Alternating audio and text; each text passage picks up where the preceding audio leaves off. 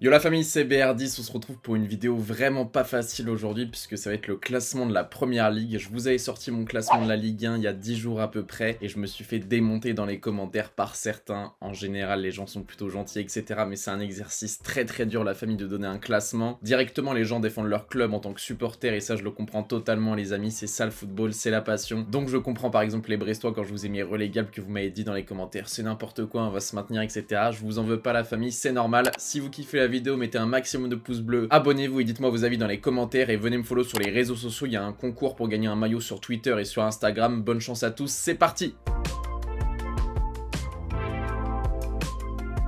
On commence donc par la 20e place, les amis. Là, il n'y a pas trop de surprises. J'ai choisi Luton Town, le petit poussé de cette première ligue cette saison. C'est un tout petit club de la banlieue londonienne qui est le premier club de l'histoire du football anglais à réussir à passer de la 5e division à la première, donc à la première ligue. Donc c'est magnifique, félicitations à eux. Mais je pense que cette saison, ça va être très dur pour eux de se maintenir. Ils ont un tout petit budget. Ils ont quand même un bon manager avec Rob Edwards, mais bon, je pense que ça va être compliqué pour eux. Donc voilà, je vais pas faire durer trop le suspense. De toute façon, tous les pronostiqueurs disent que Luton Town va être 20e. Donc s'ils arrivent à se maintenir, ça serait vraiment une belle surprise de cette première ligue. Mais attention, parce qu'ils ont quand même fait un mercato intéressant. Ils essayent vraiment d'avoir des armes pour se défendre. Donc ils ont recruté Chong, l'ancien de Manchester United, qui était du côté de Birmingham. Ils ont recruté Nakamba du côté d'Aston Villa. Issa Kabore du côté de Manchester City. Lui, j'ai hâte de le voir. J'ai hâte de voir ce qu'il va donner. Ryan Giles de Wolverhampton, Thomas Kaminski de Wolverhampton et Ross Barkley de Nice qui va essayer un petit peu de donner son expérience à ce club pour essayer de les maintenir. Donc j'ai hâte de voir ça, mais je les mets quand même 20e malheureusement.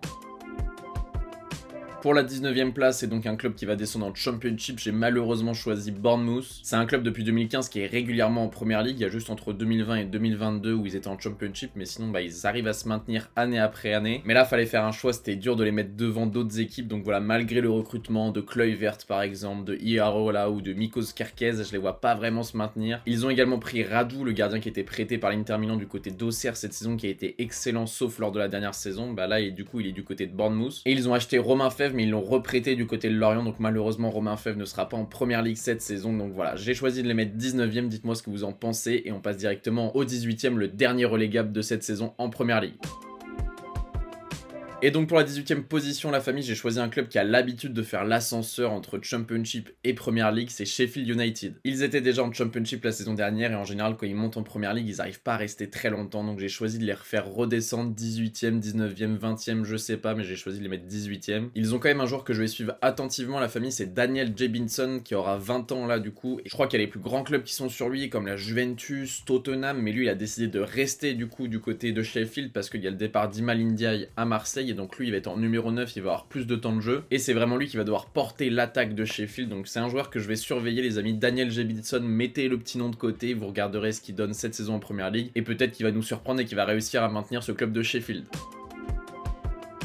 À la 17e position, j'ai choisi Nottingham Forest. C'est un peu une surprise pour certains parce qu'il y en a beaucoup qui les annoncent 10e, 12e, etc. Moi, j'ai choisi de les mettre 17e. L'année dernière, ils avaient été 16e, donc ça fait un petit peu bizarre parce que c'est une régression alors qu'ils ont fait un très beau mercato. Mais moi, vous le savez, la famille, je prends des risques dans mes pronostics, donc voilà, j'ai fait des choses des fois un petit peu à contre-courant et Nottingham, je les vois pas trop arriver à monter plus que ça en première ligue, plus que la 17e, 16e, 15e. Je les vois vraiment se battre pour le maintien. De toute façon, c'est leur objectif. Ils ont quand même fait un très beau mercato, comme je vous le disais, avec Anthony Elanga, la pépite de Manchester United qui a signé, Chris Wood, un joueur que j'adore, un vrai pivot de première ligue, Matt Turner, le gardien d'Arsenal qui est arrivé, et Ola Aina, l'arrière droit qui vient libre en provenance du Torino. Donc franchement c'est un beau mercato, donc je les vois se maintenir en première ligue. Nottingham pour moi c'est 17e cette saison. À la 16e place, là aussi c'est une surprise, j'ai mis Fulham qui est un petit peu pronostiqué, un petit peu plus haut dans le classement par tous les bookmakers. Moi je les mets 16e, tout simplement pourquoi? Parce qu'on ne sait pas si Mitrovic va rester. Là au moment où je tourne la vidéo, on est le 17 août. Moi j'aime bien prendre des risques dans mes vidéos pronostics, j'aime pas attendre le 31 août. Donc là je tourne la vidéo le 17 août, on sait pas si Mitrovic va rester, on sait pas si Palhinha va rester, c'est des joueurs qui sont convoitisés du côté de l'Arabie Saoudite notamment. Donc voilà, je prends des risques la famille, parce que la saison dernière Fulham avait fini 10e, les hommes de Marco Silva qui est resté en plus. Marco Silva il a failli partir le manager mais il reste, donc il y a tous les signaux qui disent que Fulham va faire une belle saison. Moi je les vois quand même dans une saison compliquée, donc dites-moi ce que vous en pensez dans les commentaires la famille, je vois Fulham 16e. À la 15e position, là aussi c'est risqué puisque j'ai mis l'équipe de l'ancien Citizen Vincent Kompany. Alors pourquoi je dis que c'est risqué? Tout simplement parce qu'ils montent de Championship et on sait pas s'ils vont réussir à s'adapter, s'ils vont réussir à hausser leur niveau de jeu et à se maintenir. Il y a beaucoup de gens qui prédisent le fait qu'ils vont descendre. Il y a une donnée qui peut jouer en leur faveur, c'est que peut-être qu'ils vont bien commencer le championnat parce que là ils ont perdu face à Manchester City, mais sur leurs 5 premiers matchs, ils ont 4 matchs où ils sont à domicile. Burnley Aston Villa, Burnley Tottenham, Burnley Manchester United et un déplacement en Nottingham Forest. Donc après ces 5 matchs, j'espère pour eux qu'ils auront au moins 7-8 points pour au moins engranger de la confiance et peut-être se maintenir à la fin de la saison. Et en plus de ça, ils ont quand même fait un mercato intéressant avec Nathan Redmond par exemple, James Trafford ou alors Zeki Amdouni. C'est quand même des jeunes joueurs à fort potentiel qui peuvent être développés par Vincent Kompany qui apparemment est un entraîneur exceptionnel. Donc j'ai hâte de voir ça. Même s'ils ont perdu leur premier match face à Manchester City, personnellement je les vois encore se maintenir et être à la 15e position de cette première ligue. À la 14e place de cette première ligue 2023-2024, j'ai choisi de mettre les Loups, les Wolves. Ils ont fini 13e la saison dernière, donc je vois une petite régression à la 14e place. Et c'est presque ambitieux tellement tous les supporters de Wolverhampton ont peur d'être relégués cette saison parce qu'ils ont perdu des énormes joueurs. Les plus gros départs par exemple, c'est Diego Costa, João Moutinho, Connor Cody, Nathan Collins, Ruben Neves, Raúl Jiménez et Ryan Giles. Mais ils ont surtout perdu leur coach Lopetegui qui ne s'entendait plus avec la direction. Il a claqué la porte, il s'est en allé, donc ça fait vraiment peur aux supporters qui les voient peut-être 17e, 18e. Moi, je les ai pronostiqués à la 14e place parce qu'il y a quand même des joueurs que j'aime bien. Il y a notamment Matheus Cunha qui avait été acheté 50 millions d'euros l'hiver dernier, mais ça a été débité seulement cet été. Donc j'ai hâte de voir s'il va réussir à répondre aux attentes parce que 50 millions pour un joueur comme ça et pour un club comme ça, comme Wolverhampton, c'est énormissime. Donc il va devoir marquer des points et surtout marquer des buts pour essayer de sauver Wolverhampton que j'ai positionné à la 14e place. On arrive à la 13e place les amis et là aussi c'est un pari risqué. Pourquoi? Parce que j'ai choisi de mettre Everton qui a fini 17e la saison dernière mais moi que je vois 13e à la fin de cette saison 2023-2024. Everton ça fait 2 saisons qui galèrent et qui se sauvent à la dernière journée. Là cette saison ça s'est joué entre Everton, Leicester et Leeds. Malheureusement pour moi qui travaillais au stade de Leeds, Leeds est descendu pardon. Mais Everton ils ont un coach que j'aime bien, Sundyche, et ils ont surtout recruté un joueur que j'adore qui est Jack Harrison et en lequel je crois beaucoup du côté d'Everton. Mais à part ça le mercato il est pas très ambitieux. Ils ont pris Ashley Young 38 ans libre et apparemment le club a des problèmes en termes de finances. Oui, des clubs de première ligue peuvent avoir des problèmes d'argent les amis puisque les investisseurs veulent partir. Donc ça sent pas très bon pour Everton mais je les vois quand même à la 13e place surtout parce que j'aime bien le coach et que j'adore Jack Harrison et j'espère qu'il va tout exploser du côté d'Everton. On arrive à la 12e place les amis, j'ai choisi de mettre les marteaux, les Hammers de West Ham. Ils ont fini 14e la saison dernière, là je les mets 12e, c'est une belle progression de 2 places. Faut pas oublier qu'ils ont gagné la Conference League l'année dernière, donc c'est quand même une belle saison, même si en championnat c'était compliqué, ils ont gagné une Coupe d'Europe, la première de l'histoire. Mais cet été ils ont perdu des grands joueurs, comme vous le savez, comme Declan Rice qui est parti à Arsenal pour 115 millions d'euros je crois. Et ils vont peut-être perdre Lucas Paqueta du côté de Manchester City pour 110 millions d'euros. En tout cas au moment où je tourne la vidéo c'est pas encore officiel. Mais je sais pas pourquoi j'ai un bon pressentiment pour West Ham les amis, ils ont recruté en plus Edson Alvarez pour remplacer Declan Rice qui est un joueur qui m'a l'air très bon, qui a fait beaucoup de bien à l'Ajax Amsterdam et là qui va venir en première ligue. On va voir s'il va s'adapter, on va voir s'il va réussir à résister au rythme effréné de la première ligue, mais sur le papier ça me plaît beaucoup. À la 11e place, j'ai choisi Crystal Palace qui avait fini aussi 11e la saison dernière. C'est peut-être un peu ambitieux. Ils ont notamment perdu Wilfried Zaha cet été. Mais là, au moment où je tourne, il y a 1 heure, on a appris que Olise prolongé, l'attaquant franco-anglais, prolonge du côté de Crystal Palace pour 4 saisons. C'est un joueur qui était notamment suivi par Chelsea. Donc c'est une grosse surprise de le voir prolonger à Crystal Palace. Il a dû prendre un gros billet. On sait que Crystal Palace, il payait bien cher Wilfried Zaha pour qu'il reste. Peut-être qu'ils ont fait la même chose pour Olise. Mais en plus de Olise à Crystal Palace, c'est quand même des bons joueurs comme Matheus Franca qui est un joueur qui moi me plaît bien. Il a 19 ans en plus. Il va remplacer Wilfried Zaha normalement en numéro 9. J'ai hâte de voir ce qu'il va donner. Je sais pas pourquoi, j'ai un bon pressentiment pour Crystal Palace. Il y en a beaucoup qui les voient 15e, 16e. Moi je sais pas pourquoi, je me suis permis de les mettre 11e. On arrive dans le top 10 les amis, là ça va être de plus en plus compliqué. Je tiens juste à préciser les amis qu'il y aura 5 équipes qui vont être qualifiées pour la Ligue des Champions. Normalement il n'y en a que 4 chaque année, mais là avec la réforme de Ligue des Champions il y en aura 5. Et il n'y aura pas de place pour la Conference League, il y aura une place pour l'Europa League. On est donc à la moitié de la vidéo frérot, si tu passes un bon moment n'hésite pas à mettre un pouce bleu, ça coûte rien et ça m'aide énormément. Tu me donnes ton avis dans les commentaires et tu t'abonnes, merci à tous ceux qui vont le faire. Et donc pour cette 10e place synonyme de dernier de la première partie de tableau, j'ai choisi de mettre Brentford. Ils avaient fini 9e la saison dernière, là j'ai choisi de les mettre 10e. final. Je vais pas vous cacher que là pour ce top 10 j'ai énormément galéré parce que j'avais envie de mettre toutes les équipes un petit peu plus haut. Brentford c'est une équipe que j'ai bien aimée cette saison, donc je les verrai bien un petit peu plus haut, mais voilà, j'ai décidé de les mettre 10e. Ils ont quand même fait un bon mercato, notamment avec l'achat définitif de Kevin Schade. Ils ont aussi recruté Nathan Collins, le défenseur des Wolves, pour 26 millions d'euros, et ça va leur faire énormément de bien dans la charnière. Mais ce qui me fait peur pour Brentford, c'est qu'ils ont perdu David Raya, le portier espagnol, l'assurance touriste derrière, qui est parti du côté d'Arsenal. Il avait fait une excellente saison cette année, donc on va voir ce qu'il va faire du côté d'Arsenal, mais ça me fait un petit peu peur pour Brentford, donc je les ai mis à la 10e position. À la 9e place, la famille, là c'est un crève-cœur, j'ai mis Aston Villa qui avait fini 7e la saison dernière, j'aurais bien aimé les mettre plus haut, peut-être 5e, 4e, 6e, mais il y a trop d'équipes dans ce championnat de Premier League, c'est une vraie NBA, il y a trop d'équipes, donc j'ai dû faire des choix et j'ai mis Aston Villa 9e. Après je vais pas vous mentir les gars, mais le premier match Newcastle-Aston Villa m'a peut-être influencé, ils ont quand même perdu 5-1 face à Newcastle, donc je les voyais peut-être 7e ou 8e à la base, et ce match-là m'a un petit peu influencé, je l'avoue, donc je les ai descendus à la 9e. Ça va être la première saison pleine de Unai Emery à la tête de l'équipe, et il fait un travail formidable avec Monchi. Franchement c'est un duo de directeur sportif et de coach qui marche du tonnerre. Ils ont recruté en plus Moussa Diaby qui est vraiment mon joueur à suivre du côté d'Aston Villa cette saison, un joueur que j'aurais bien aimé voir du côté du PSG. Donc c'est pour toutes ces raisons que j'ai mis Aston Villa 9e, et désolé à ceux qui les voulaient un petit peu plus haut, mais malheureusement faut faire des choix.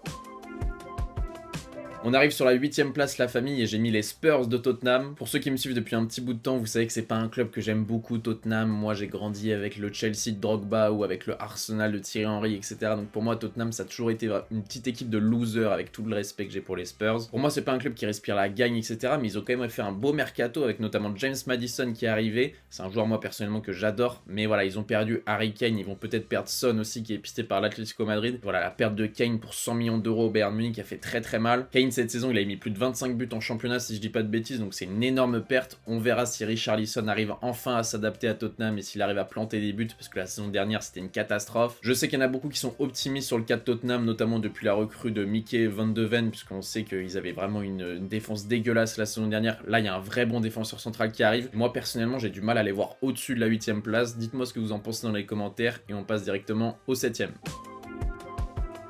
À la 7e place, j'ai mis une de mes équipes coup de cœur de la saison, j'ai mis Brighton qui a fini 6e la saison dernière. Les hommes de De Zerbi m'ont totalement séduit cette saison et donc voilà, j'ai parlé un petit peu avec le cœur, je les ai mis 7e, même devant Tottenham. Mais je suis pas forcément le plus optimiste sur leur cas parce que je sais qu'il y en a même qui les mettent 4e ou 5e de Première Ligue. Moi je les ai mis 7e. Pourquoi je les mets pas plus haut? Forcément parce qu'ils ont perdu Moïse Caicedo pour 116 millions d'euros du côté de Chelsea, mais aussi McAllister qui est un excellent joueur, le champion du monde argentin, il a fait une vraie saison. Caicedo, McAllister, c'est quand même tes deux meilleurs joueurs qui sont partis. Même si les arrivées sont intéressantes, tu remplaces quand même numériquement Caicedo par Mahmoud Daoud, ça fait un petit peu mal on va dire à l'entrejeu. Il reste quand même des très bons joueurs du côté de Brighton comme Evan Ferguson devant, donc moi je reste assez confiant tout simplement parce que la philosophie de jeu est magnifique du côté de Brighton, ça ressort tellement bien le ballon avec De Zerbi que voilà. Moi personnellement j'avais vu un match de mes propres yeux Leeds-Brighton, il m'avait vraiment choqué cette équipe, ça jouait beaucoup trop bien en passe etc. Déjà à la télé c'est choquant mais quand t'es au bord du terrain c'est vraiment quelque chose d'autre, donc voilà je mets Brighton 7e, désolé pour ceux qui les voyaient plus haut, désolé pour ceux qui les voyaient plus bas, je les mets 7e. À la 6e place, là aussi ça peut être une surprise pour certains puisque j'ai choisi de mettre le club du nord de l'Angleterre, Newcastle. Je sais, ils ont fini 4e la saison dernière, ils ont fait une saison de folie, ils ont fait un recrutement encore de folie cet été. Pourquoi je les mets 6e? Tout simplement parce que le fait d'appréhender la Ligue des Champions et le championnat en même temps, ça peut être un petit peu compliqué, les joueurs vont être un petit peu fous avec la LDC. J'aurais bien aimé les mettre un petit peu plus haut, mais il y a trop d'équipes dans ce championnat comme je vous l'ai dit. Alors même si là ils ont recruté Sandro Tonali qui est un joueur que j'adore, ils ont recruté aussi Barnes pour 44 millions d'euros du côté de Leicester, qui est vraiment une très belle recrue. Je crois qu'il a déjà marqué pour son premier match face à Aston Villa. Tonali aussi d'ailleurs a marqué pour son premier match, donc voilà, ça montre vraiment que les recrues sont bonnes. Et Livramento surtout, l'arrière droit qui est une énorme recrue pour 37 millions d'euros en provenance de Southampton, lui c'est un excellent joueur qui est très jeune. Donc je vois encore Newcastle faire une très belle saison, même s'ils ont perdu Saint-Maximin, Chris Wood, etc. Je vois encore Newcastle faire une très belle saison. Pourquoi pas faire quelque chose d'intéressant en Ligue des Champions? Je les ai mis 6e et ça serait déjà bien pour Newcastle, même si pour eux je pense que l'objectif c'est encore de faire top 4. Je les ai mis 6e et on passe directement à la 5e place.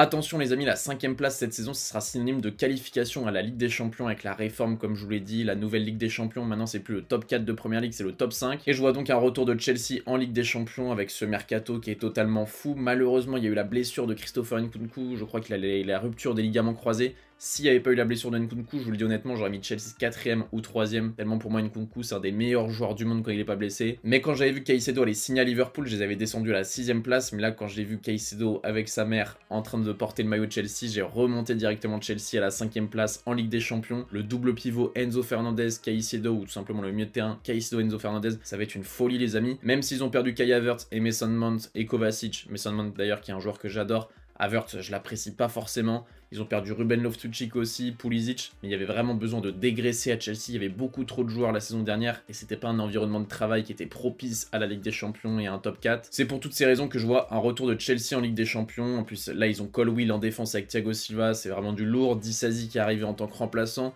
Nicolas Jackson en numéro 9. Est-ce qu'il va être titulaire ou pas, on sait pas, mais en tout cas, il me plaît plutôt bien pour le moment. Donc voilà, c'est pour toutes ces raisons que j'ai mis Chelsea top 5. Je sais que les fans de Chelsea, vous êtes nombreux à me suivre, donc dites-moi ce que vous en pensez dans les commentaires. À quelle place vous mettriez Chelsea en première ligue cette saison? On arrive à la 4ème place la famille et j'ai décidé de mettre les 3e de la saison dernière, les Red Devils de Manchester United. J'ai hésité à les mettre 5e, j'ai hésité à les mettre 3e, je sais pas vraiment où les positionner, je pense que 4e c'est la bonne place. Les hommes de Erik ten Hag qui fait vraiment un travail exceptionnel depuis qu'il est arrivé, il a vraiment changé la face de Manchester United. Et moi personnellement j'aime beaucoup le mercato de Manchester United. Mason Mount c'est un joueur que j'adore et qui rentre vraiment dans les caractéristiques du jeu de ten Hag avec énormément de volume de jeu. André Onana c'est très bon comme gardien, c'est un jeu au pied exceptionnel. Et Rasmus Højlund, je sais que je prononce mal les gars, vous me le dites à chaque fois que j'en parle en live etc, tout le monde se fout de ma gueule, de ma prononciation, mais on va l'appeler Rasmus les amis. Rasmus de l'Atalanta que j'ai hâte de voir en première ligue, malheureusement il s'est blessé et c'est vraiment un diamant à polir, il a vraiment de l'or dans les pieds. Donc voilà, moi j'adore le mercato de Manchester United, je pense vraiment qu'ils vont réussir à se qualifier pour la prochaine Ligue des Champions et vraiment un des objectifs de la saison c'est aussi la Ligue des Champions je pense, parce qu'ils sont de retour en LDC, on va voir ce qu'ils vont faire, est-ce qu'ils vont réussir à passer les poules, les 8e, les quarts. On va vraiment suivre la saison de Manchester United avec attention. Je pense que pour eux, le mieux, c'est de viser le titre et en second plan, s'ils n'y arrivent pas, finir top 4 minimum.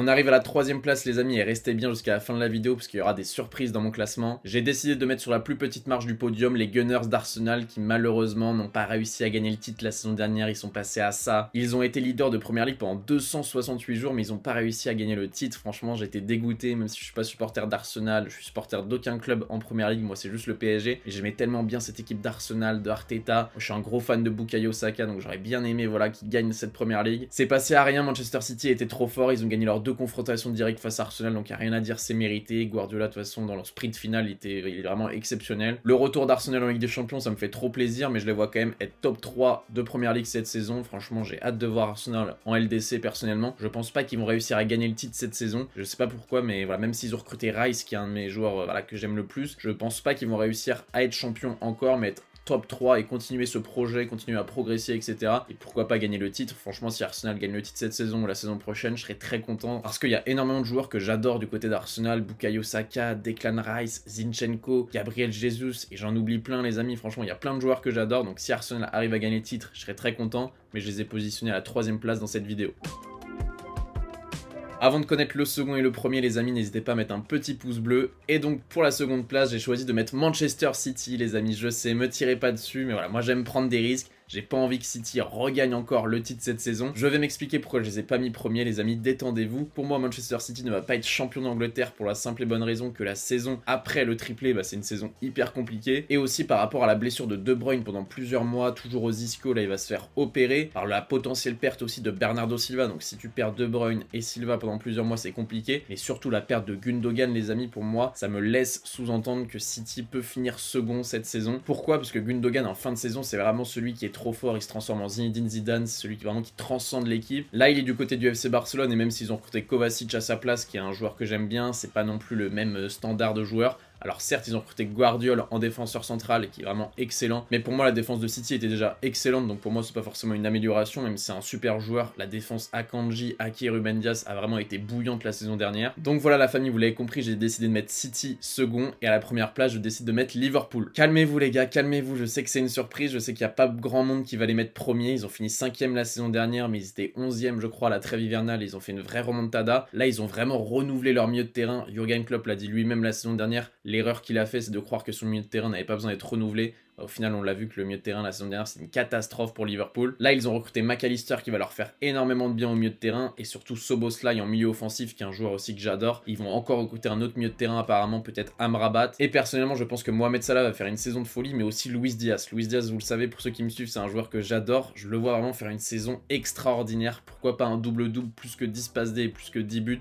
Je le vois vraiment faire une saison de dingue. Peut-être qu'il sera meilleur joueur à la fin de la saison. Donc voilà, Luis Diaz, il avait les ligaments croisés la saison dernière. Là, je le vois vraiment reprendre du galon, être heureux de jouer au football. Et vraiment, le duo Diaz-Salah, pour moi, ça va faire des étincelles cette saison. Ça va vraiment faire des dégâts en première ligue. C'est pour ça que j'ai mis Liverpool premier. Je sais que c'est risqué, mais j'y crois personnellement. Liverpool premier de Première Ligue en 2023-2024. Voilà la famille, dites-moi dans les commentaires ce que vous pensez de mon classement. Je sais qu'il y a énormément de surprises, mais c'est aussi ça, ce genre de vidéo, c'est créer des surprises. Et dans un an, on fera le bilan, on regardera mon classement de Ligue 1, on regardera mon classement de Première Ligue. Dites-moi si vous voulez que je fasse une vidéo où je parlerai de la Bundesliga, de la Liga et de la Serie A en même temps pour faire les 3 championnats un petit peu qui sont moins populaires en même temps. Et bien entendu, si vous avez kiffé la vidéo, si vous avez passé un bon moment, mettez un maximum de pouces bleus, abonnez-vous la famille, vous êtes plus de 70% à pas être abonné à regarder mes vidéos, donc abonnez-vous. Et je vous attends sur Twitter, Instagram, TikTok, il y a des concours pour gagner un maillot, mais il y a aussi plein de choses, on parle de football, etc. Il y a même un Discord dans la description, 100% football. Enfin voilà, je vous prends pas plus de temps, la famille c'était BR10, bonne matinée, bonne journée, bonne soirée, bonne nuit, je vous kiffe, peace.